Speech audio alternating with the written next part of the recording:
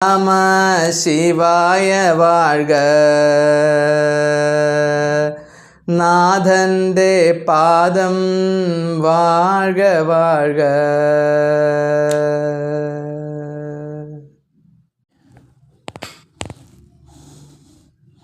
മാണിക്യവാചകസ്വാമിയുടെ തിരുവാചകത്തിലെ അടുത്ത ചില പാടലുകളിലേക്ക് നാം പ്രവേശിക്കുന്നു. പൊറുക്കാനാവില്ലെൻ്റെ അയ്യനെ ഹര എന്ന് വിലപിച്ചിട്ട് നിന്റെ പെരുമ വാഴ്ത്തിയിട്ട് പൊയ്യാകും ഉടൽ വിട്ട് മെയ്യാകും നിന്നെ ചേർന്ന് നിന്നുടെ അടിയാന്മാർ ഉലകിൽ വീണ്ടും വന്ന് കർമ്മത്തിൻ ഫലമാകും ജന്മമെടുത്തിടാതെ കാപട്യമാർന്നിടുന്ന ഊനാർന്നൊരുടലിനെ ഇല്ലാതെയാക്കുന്നോനെ ഇരവിൻ നടുവിലും നടനമാടുന്നോനെ. അല്ലയോ ഭഗവാൻ, നീ ഞങ്ങൾക്ക് അഭയം തരില്ലേ എന്നാണ് ചോദിക്കുന്നത്. ഞങ്ങൾ എങ്ങനെയുള്ളവനാണ്? പൊറുക്കാനാവില്ലെൻ്റെ അയ്യനെ. അല്ലയോ ഭഗവാനെ, ഇനിയും ഈ ജന്മദുഃഖം പൊറുക്കാനാവില്ല. ഭക്തൻ സാധകൻ വിലപിക്കുകയാണ്. ഇനിയും എനിക്ക് ഈ ജന്മദുഃഖം താങ്ങാനാവില്ല എന്ന് പറഞ്ഞ് വിലപിക്കുന്നു. ഹര എന്ന് വിലപിച്ചിടും നിന്റെ പെരുമ വാഴ്ത്തിയിട്ട്. അങ്ങനെ വിലപിച്ചിട്ട് ഇനിയും എൻ്റെ ഈ ജന്മദുഃഖത്തിൽ നിന്ന് എന്നെ രക്ഷിക്കണേ എന്ന് കരഞ്ഞ് വിളിച്ചപേക്ഷിച്ചിട്ട് ഭഗവാനോട് പ്രാർത്ഥിക്കുകയാണ് സാധകൻ. നിന്റെ പെരുമ വാഴ്ത്തി പാടുന്നു. പൊയ്യാകും ഉടൽ വിട്ട് മെയ്യാകും നിന്നെ ചേർന്ന് നിന്നുടെ അടിയാന്മാർ. നിന്റെ അടിയാന്മാർ, നിന്റെ ഭക്തന്മാർ എന്ത് ചെയ്യുന്നു? പൊയ്യാകും ഉടൽ വിട്ട്, ഈ പൊയ്യായ ഈ കാവട്യം നിറഞ്ഞ ഉടൽ വിട്ട് മെയ്യാകും ആത്മാവായ നിന്നെ ചേർന്ന് നിന്നുടെ അടിയന്മാർ കഴിയുന്നു.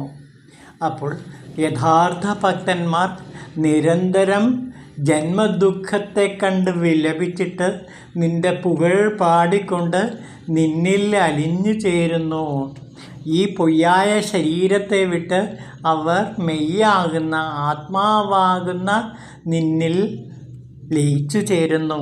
നിന്റെ അടിയാന്മാർ ഉലകിൽ വീണ്ടും വന്ന് കർമ്മത്തിൻ ഫലമാകും ജന്മമെടുത്തിടാതെ കാപട്യമാർന്നിടുന്ന ഊനമാർന്നോരുടലിനെ ഇല്ലാതെയാക്കുന്നു നീ. കാപട്യമാർന്ന ഈ ഉടലിനെ ഇല്ലാതാക്കുന്നവനാണല്ലയോ ഭഗവാൻ നീ. നിന്നുടെ അടിയാന്മാർ ഉലകിൽ വീണ്ടും വന്ന് കർമ്മത്തിൻ്റെ ഫലം നുകരാതെ നിന്നിൽ തന്നെ ലയിച്ചു ചേരുന്നു. ജന്മമെടുത്തിടാതെ, ഇനിയൊരു ജന്മമെടുക്കാതെ നിന്റെ ഭക്തന്മാർ നിന്നിൽ തന്നെ ലയിച്ചു ചേരുന്നു. കാപട്യമാർന്നിടുന്ന ഊനമാർന്ന ഉടലിനെ അവർ ഉപേക്ഷിച്ചിട്ട് നിന്റെ ആത്മാവിൽ തന്നെ വിലയം പ്രാപിക്കുന്നു. അപ്പോൾ ജ്ഞാനികൾ ഈ ജന്മദുഃഖത്തിൽ നിന്ന് രക്ഷപ്പെടാൻ വേണ്ടി പ്രാർത്ഥിച്ചിട്ട് നിന്റെ മഹത്വം പാടിക്കൊണ്ട് നിന്നിൽ അലിഞ്ഞു ചേർന്നു. അങ്ങനെ അവർ ഈ ജന്മദുഃഖത്തിൽ നിന്ന് എന്നേക്കുമായി കരകയറുന്നു. അങ്ങനെ ഊനമാർന്ന ഉടലിനെ ഇല്ലാതെയാക്കുന്നോനെ ഇരവിൻ നടുവിലും നടനം നടത്തുന്നോനെ. ഇരവിൽ, രാത്രി, അജ്ഞാനത്തിൻ്റെ അന്ധകാരത്തിൻ്റെ നടുവിലും നീ നൃത്തമാടി അവിടെയൊക്കെ പ്രകാശം പരത്തുന്നു. അങ്ങനെ ഇരവിൻ നടുവിലും നടനം നടത്തുന്നോനെ. ഈ മഹാദുഃഖത്തിൻ്റെ നടുവിലും നീ നൃത്തമാടി നിന്റെ ഭക്തന്മാരെ നീ ജ്ഞാനത്തിൻ്റെ ലോകത്തിലേക്ക്, പ്രകാശത്തിൻ്റെ ലോകത്തിലേക്ക് നയിക്കുന്നു. തില്ലയമ്പലം തന്നിൽ ആടുന്ന നടരാജ, തില്ലയിലാടുന്ന, ചിദംബരത്ത് നടനമാടുന്ന അല്ലയോ ശിവഭഗവാനെ, അങ്ങ് അജ്ഞാനത്തെ പൂർണ്ണമായി ഇല്ലാതാക്കി ജ്ഞാനത്തിൻ്റെ മഹാവെളിച്ചം രാത്രിയിലും ഇരവിലും പകർത്തി അതിനെ പകലാക്കി മാറ്റുന്നു. അപ്പോൾ ഇവിടെ നടരാജ നൃത്തത്തെക്കുറിച്ചിട്ടാണ് പറയുന്നത്, ചിദംബര നടനത്തെക്കുറിച്ചിട്ടാണ് പറയുന്നത്. ആ ചിദംബര രഹസ്യം വെളിപ്പെടുത്തുകയാണ്. ചിദംബര രഹസ്യം എന്താണ്? ഇരുട്ടിനെ വെളിച്ചമാക്കി മാറ്റുന്ന നടരാജൻ്റെ നൃത്തമാണത്. കൂരിരുട്ടിലും നടനമാടിക്കൊണ്ട് ആ കൂരിരുട്ടിനെ ഇല്ലാതാക്കി വെളിച്ചത്തിൻ്റെ മഹാലോകത്തിലേക്ക് ഭക്തന്മാരെ ആനയിക്കുന്ന, തില്ലയിലാടുന്ന നടരാജൻ ചിദംബരത്തെ, ആ നടരാജൻ്റെ നടരാജ നൃത്തത്തിൻ്റെ രഹസ്യമാണ് ഇവിടെ വെളിപ്പെടുത്തുന്നത്. ആ നടരാജ രഹസ്യം, ചിദംബര രഹസ്യം വെളിപ്പെടുത്തുകയാണ്.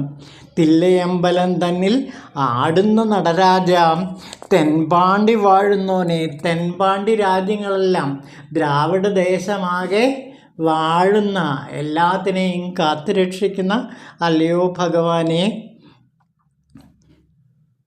അഴലേകും പിറവിക്ക് വേരർത്തിയിടുന്നവനാണ് നീ. അഴലേകുന്ന, ദുഃഖമുണ്ടാകുന്ന ആ പിറവിക്ക് നീ എന്നേക്കുമായി വേരറുക്കുന്നു. അതായത് ജനിമൃതികളിൽ നിന്ന് അല്ലയോ ഭഗവാൻ അവിടുന്ന് എപ്പോഴും രക്ഷിക്കുന്നു. വാക്കിനാൽ വാഴ്ത്തിയിടുവാൻ എളുതല്ലാത്തവനെ. ഒരിക്കലും വാക്കുകളെ കൊണ്ട് നിൻ്റെ മഹത്വം വർണ്ണിക്കാനാവില്ല. നിൻ്റെ കീർത്തി പാടുവാൻ വാക്കുകൾക്കാവില്ല. വാക്കുകളിനാൽ വാഴ്ത്തിയിടുവാൻ എളുതല്ലാത്തവനെ വാഴ്ത്തിക്കൊണ്ടവനുടെ ചേവടിക്കീഴിൽ നിന്ന്, അവൻ്റെ വാഴ്ത്തിക്കൊണ്ട്, ഭഗവാനെ വാഴ്ത്തിക്കൊണ്ട് അവൻ്റെ ചേവടി കീഴിലിരുന്ന്, നിന്തിരുവടി കീഴിലിരുന്ന് ഞാൻ പാട്ടുപാടും. അതിനർത്ഥം ഗ്രഹിച്ച് നന്നായി ഓതുന്ന ഭക്തരെല്ലാം ശിവപുരത്തിൽ ചെന്ന് പാടി സ്തുതിച്ച് ഭക്തിയാ ശിവനെ ചേർന്ന് ജന്മസാഫല്യം കൈവരുത്തും. അപ്പോൾ ഈ അധ്യായത്തിൽ മാണിക്യവാചകൻ നമുക്ക് ഉറപ്പ് തരികയാണ്. എന്താണ് ഉറപ്പ് തരുന്നത്? ആ ഉറപ്പൊന്ന് നോക്കൂ. നിൻ തിരുവടിക്ക് കീഴിരുന്ന് ഞാൻ പാടും പാട്ടിനർത്ഥം ഗ്രഹിച്ച് നന്നായി ഓതുന്ന ഭക്തരെല്ലാം ശിവപുരത്തിൽ ചെന്ന് പാടി സ്തുതിച്ച് ഭക്തിയാ ശിവനെ ചേർന്ന് ജന്മസാഫല്യം കൈവരുത്തും.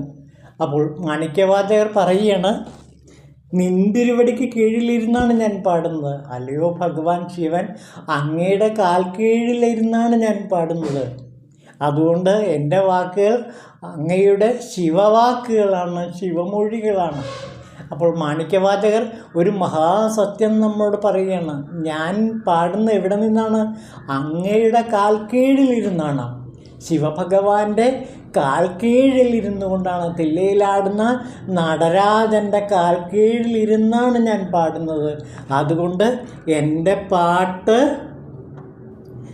പാടിന് അർത്ഥം ഗ്രഹിച്ച് നന്നായി ഓതുന്ന ഭക്തരെല്ലാം, ഈ പാട്ടിൻ്റെ അർത്ഥം ആരാണോ പൂർണ്ണമായി ഗ്രഹിച്ച് അതിനെപ്പറ്റി ചൊല്ലുന്നത്, അങ്ങനെ ചൊല്ലുന്ന ആ അർത്ഥത്തെ ഗ്രഹിച്ച് നന്നായി ഓതുന്ന ഭക്തരെല്ലാം ശിവപുരത്തിൽ ചെന്ന് പാടി സ്തുതിച്ച് ഭക്തിയാ ശിവനെ ചേർന്ന് ജന്മസാഫല്യം കൈവരുത്തും. ശിവപുരത്തിൽ എത്തിച്ചേരും, ശിവലോകത്ത് എത്തിച്ചേരും. എന്നിട്ട് ശിവനോട് ചേർന്ന് ജന്മസാഫല്യം അടയും. ഇതാണ് മാണിക്യവാചകർ പറയുന്ന മഹാസത്യവചനം. അതായത് ശിവൻ്റെ ശിവൻ്റെ കീഴിലിരുന്ന് ഞാൻ പാടുന്ന ഈ പാട്ട് സത്യത്തിൽ അതിൻ്റെ അർത്ഥം എന്താണെന്ന് മനസ്സിലാക്കി ആ അർത്ഥത്തെ ആരാണോ ഓതുന്നത്, ആരാണോ പാടുന്നത്, അവർക്ക് തീർച്ചയായിട്ടും ശിവലോകത്തിലേക്ക്, എൻ്റെ ലോകത്തിലേക്ക് എത്തിച്ചേരാൻ കഴിയും. അങ്ങനെ ശിവലോകത്തിൽ എത്തിച്ചേർന്ന് അവർ ആ കൈലാസത്തിൽ എത്തിച്ചേർന്ന് ശിവനോടൊത്ത്, ശിവനുമായി ചേർന്ന് ജന്മസാഫല്യം കൈവരുത്തും. അപ്പോൾ മാണിക്യവാചകർ പറയണം, ശിവൻ്റെ കാലിണയിൽ ഇരുന്ന് പാടുന്ന എൻ്റെ പാട്ടെല്ലാം ശിവമൊഴിയാണ്.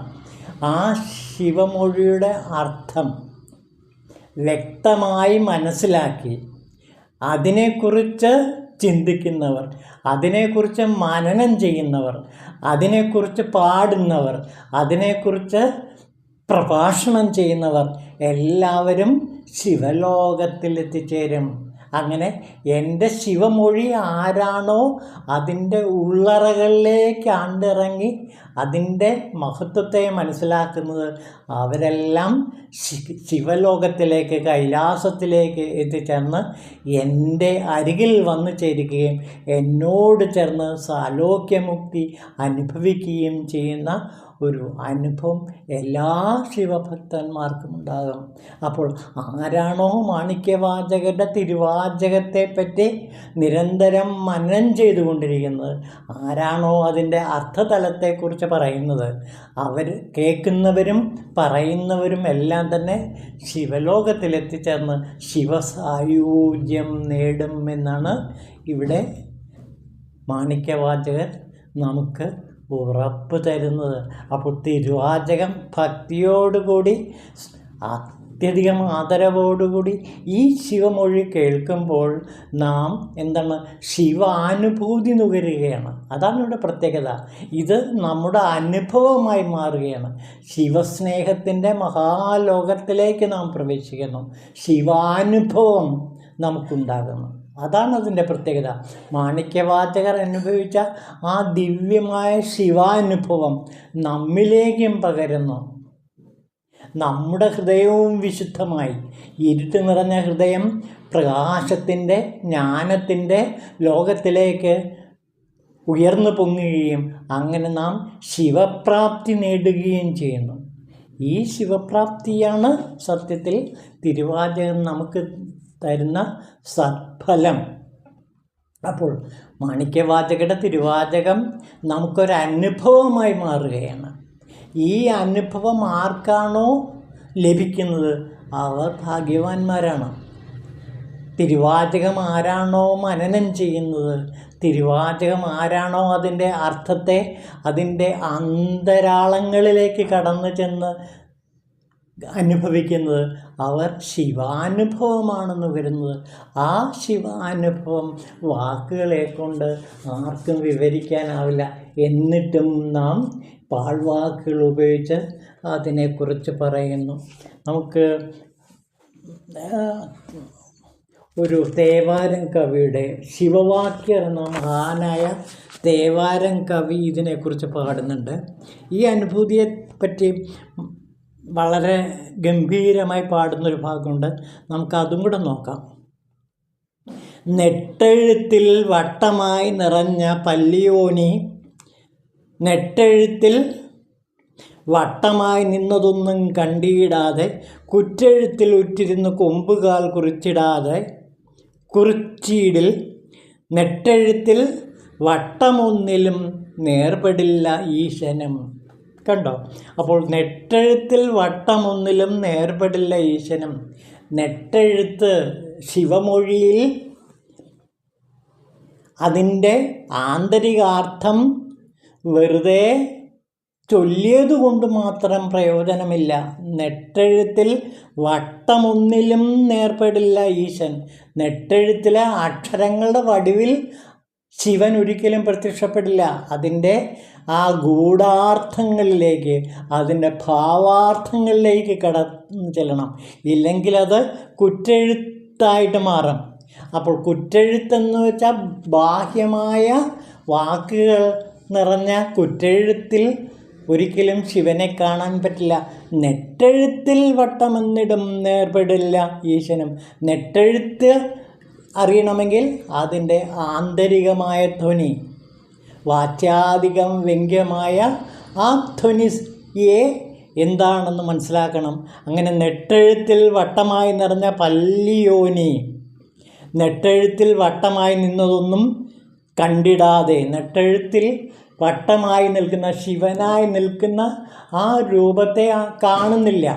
അതിൻ്റെ ബാഹ്യതലത്തിൽ, അതായത് ഒരു വാക്കിൻ്റെ ബാഹ്യരൂപത്തിൽ ശിവനെ കാണാനാവില്ല. അതിൻ്റെ ആന്തരിക അർത്ഥത്തിൽ മാത്രമേ ശിവനെ കാണാൻ പറ്റുള്ളൂ. നെട്ടെഴുത്തിൽ കാണുന്ന ആ കാഴ്ച കുറ്റെഴുത്തിൽ കാണില്ല. അപ്പോൾ ശിവമൊഴിയുടെ ആന്തരിക അർത്ഥത്തിൽ മാത്രമേ ശിവനെ കാണാൻ കഴിയുള്ളൂ. അതാണ് രഘുവംശത്തിൽ കാളിദാസൻ പാടുന്നത്. വാഗാർത്ഥാവിവ സംപൃക്തോ വാഗർത്ഥ പ്രതിപത്തി ജഗതഃ പിതരോ വന്ദേ പാർവതി പരമേശ്വരോ എന്ന് പറയുന്നതും ഇത് തന്നെയാണ്. ശിവവാക്യർ പൊഴിച്ച ഈ സത്യവചനം തന്നെയാണ് കാളിദാസനും പറയുന്നത്. വാഗാർത്ഥാവിവ സംപൃക്തോ, വാക്കും അർത്ഥവും പോലെ ചേർന്നിരിക്കുന്ന ജഗത് പിതാക്കളാണ്. അപ്പോൾ ശിവപാർവതിമാരെ കാണണമെങ്കിൽ വാക്കിൻ്റെയും അർത്ഥത്തിൻ്റെയും ആ ചേർന്നിരിക്കുന്ന പൊരുളിൻ്റെ ഉള്ളിലേക്ക് ചെല്ലണം. അപ്പോൾ വാഗാർത്ഥങ്ങളുടെ പൊരുളിലേക്ക് ചെന്നാൽ മാത്രമേ ശിവനെ കാണാൻ കഴിയുള്ളൂ. അതേപോലെ ഈ തിരുവാചകത്തിൻ്റെ ഉള്ളിലേക്ക് ചെല്ലണം. അല്ലെങ്കിൽ ഈ വാക്കുകൾക്ക് ഒരിക്കലും ശിവാനുഭൂതി പകരാൻ കഴിയില്ല. ശിവാനുഭൂതി പകരണമെങ്കിൽ ആ നെട്ടെഴുത്തിൽ വട്ടമായി നിൽക്കുന്ന ആ പല്ലിയോനിയെ നാം കണ്ടെത്തണം. അതായത് നമ്മുടെ പ്രാണൻ ഊർധ്വഗതിയായി മേലോട്ട് നെട്ടെഴുത്തായി പോകണം. കുറ്റെഴുത്തായി അധോവായുവായി പോയാൽ അതിൽ നമുക്ക് ശിവനെ കാണാൻ കഴിയില്ല. അപ്പോൾ നെട്ടെഴുത്ത് എന്നിവിടെ പറയുന്നത് ഊർധ്വമുഖ പ്രാണനാണ്, ഊർധ്വമുഖ കുണ്ടലിനി ശക്തിയാണ്. ആ കുണ്ടലിനി ശക്തി ഊർധ്വമുഖമായി മേലോട്ട് ഉയരുന്ന ആ അർത്ഥാന്തര ധ്വനിതലത്തിലേക്ക് നാം എത്തിച്ചേർന്നാൽ നമുക്ക് മാണിക്യവാചകസ്വാമിയുടെ തിരുവാചകത്തിൻ്റെ ശിവാനുഭൂതി നുകരാൻ കഴിയും. ശിവസായുജ്യത്തിലേക്ക് എത്തിച്ചേരാനും കഴിയും. ഇതാണ് മാണിക്യവാചകർ പറയുന്ന സത്യം. ആ വാക്കുകൾ നമുക്കൊന്നുകൂടെ നോക്കാം. നിന്തിരുവടി കീഴിരുന്ന് ഞാൻ പാടും പാട്ടിനർത്ഥം ഗ്രഹിച്ച് നന്നായി ഓതുന്ന ഭക്തരെല്ലാം ശിവപുരത്തിൽ ചെന്ന് പാടി സ്തുതിച്ച് ഭക്തിയാ ശിവനെ ചേർന്ന് ജന്മസാഫല്യം കൈവരുത്തും. അങ്ങനെ ജന്മസാഫല്യം നേടാൻ കഴിഞ്ഞ ഒരവസ്ഥയിലേക്ക് നാം എത്തിച്ചേർന്നിരിക്കണം. അപ്പോൾ ഈ അനാദി ശിവപുരാണത്തിൽ 1-ാം അധ്യായമായ മാണിക്യവാചകരുടെ തിരുവാചകത്തിലെ 1-ാം അധ്യായമായ അനാദി ശിവപുരാണത്തിൽ നാം ശിവലോകത്തിലേക്ക് എത്തിച്ചേരുന്ന അത്ഭുതകരമായ ആ ശിവാനുഭൂതി നുകർന്നുകൊണ്ടാണ് 1-ാം അധ്യായം അവസാനിക്കുന്നത്. ഓം ശിവായ നമഃ.